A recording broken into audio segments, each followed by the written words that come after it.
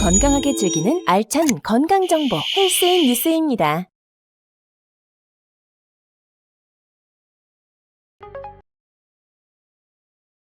수면제는 크게 수면유도제와 수면제로 나뉩니다. 수면유도제는 주로 항히스타민제를 말하는 것으로 졸림 반응을 유도하여 가볍게 잠을 유도하는 약물을 말합니다. 대개 일반 의약품이고 약국에서 처방전 없이 구매할 수 있는 경우가 많습니다.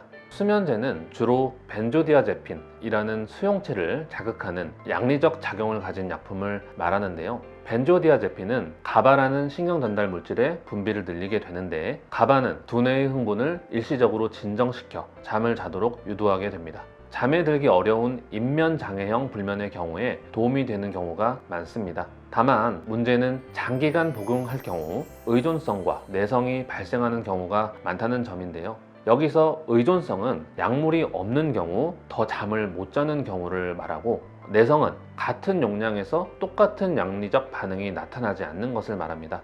별도의 다른 개선 없이 오로지 수면제에만 의존하면 의존성과 내성 때문에 점차 고질적인 불면증이 되는 경우가 많습니다. 한약으로 불면증을 치료하는 경우 가장 큰 장점은 의존과 내성이 발생하지 않는다는 점입니다.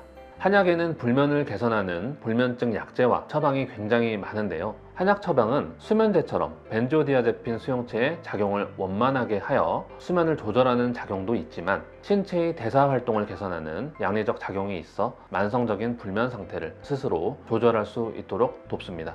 한의학에서 바라보는 불면은 단순히 잠이 오지 않는 상태가 아니라 신체의 전반적인 균형 상태가 심하게 깨진 것이기 때문에, 이러한 상태를 종합적으로 개선할 수 있도록 도와주어서 근본적으로 잠을 잘 수 있도록 도모하는 것입니다. 정말 잠이 올 때만 잠자리에 눕는 것이 있습니다. 불면증을 앓는 많은 환자들은 어떻게든 더 많은 잠을 자기 위해서 졸리기도 전에 더 일찍 잠자리에 드는 경향이 있습니다.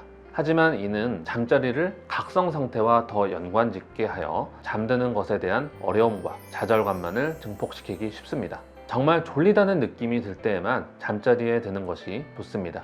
만약 잠자는 중에 깨어 다시 잠들기 힘들다면 그때에도 잠자리에서 나와 다시 졸린 느낌이 들 때까지 다른 이완감을 주는 활동을 하는 것을 추천합니다. 시계를 확인하지 않는 것이 좋습니다.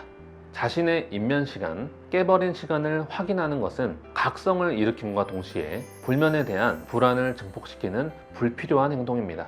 이를테면 새벽 3시인데 아직도 못 잤구나 와 같은 생각이 들면 불면에 아무런 도움이 될 수 없겠죠. 운동하는 시간대를 조절하십시오. 운동을 하는 시간대는 일주기 리듬 그리고 체온에 영향을 미칠 수 있기 때문에 중요한 요소입니다. 일반적으로 수면은 체온이 떨어졌거나 떨어지고 있을 때 이루어지기 쉽습니다. 보통 저녁 시간대에 이 현상이 발생하게 되는데요.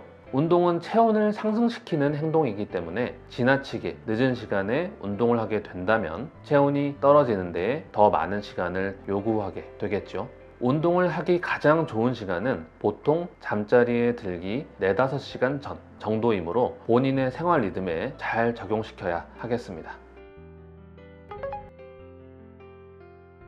앞서 설명한 일주기 리듬을 정상적으로 형성하게 하는 가장 중요한 요소 중 하나가 바로 적당한 양의 햇빛을 적절한 시간에 쬐는 것입니다. 이는 잠을 오게 만드는 물질인 멜라토닌의 분비와 작용을 돕게 되는데요. 대부분의 현대인들이 햇빛을 충분히 쬐지 못하기 때문에 이 일주기 리듬이 불안정해서 수면에 지대한 영향을 미칠 수 있다는 걸 간과해서는 안 됩니다. 최근의 연구에 따르면 일주기 리듬이 세포나 DNA 레벨에까지 영향을 준다는 보고가 있을 정도입니다. 햇빛을 충분히 쬐지 않으면 정상적인 세포 활동이 되지 않는다는 것이죠. 현대의 많은 분들이 채광이 전혀 되지 않는 공간에서 일을 하고 있기 때문에 충분한 멜라토닌이 밤에 잘 분비될 수 있도록 낮에 점심 식사를 하고 의도적으로 15분에서 30분 이상 충분히 걸으면서 햇빛을 쬐는 것이 좋습니다. 햇빛뿐만 아니라 인공적으로 발생하는 빛 역시 수면에 영향을 미칠 수 있습니다. 늦은 시간대에 너무 과하게 빛에 노출되는 것 역시 지양해야 합니다. 자기 전에 핸드폰 하지 말라, TV 보지 말라는 말과도 일맥상통하죠. 늦은 시간에 많은 햇빛에 노출되면 멜라토닌의 영향을 제한해 버리게 되어서 잠을 자는데 불리한 환경을 만들 수 있습니다. 특히 스마트폰에서 나오는 블루라이트, 푸른 파장은 해 뜰 무렵에 있는 새벽빛에 많이 있는 파장인데 우리 뇌는 이 빛을 깨어서 활동해야 한다는 신호로 인식하게 됩니다. 장시간 스마트폰을 보면 이 블루라이트 때문에 두뇌가 쉽게 수면 상태로 전환이 되지 않으므로 잠들기 한두 시간 전부터는 휴대폰 사용은 하지 않는 것이 좋습니다. 수면 장애에는 비타민 B와 트립토판과 같은 아미노산이 영향을 미칩니다. 트립토판이 많이 함유된 호두, 호박씨와 같은 견과류, 바나나, 달걀, 우유와 같은 것들이 불면증에 도움이 될 수 있습니다. 아울러 비타민 B와 칼슘 등이 풍부한 통곡밀, 엽채류 등도 불면증에 좋은 음식입니다.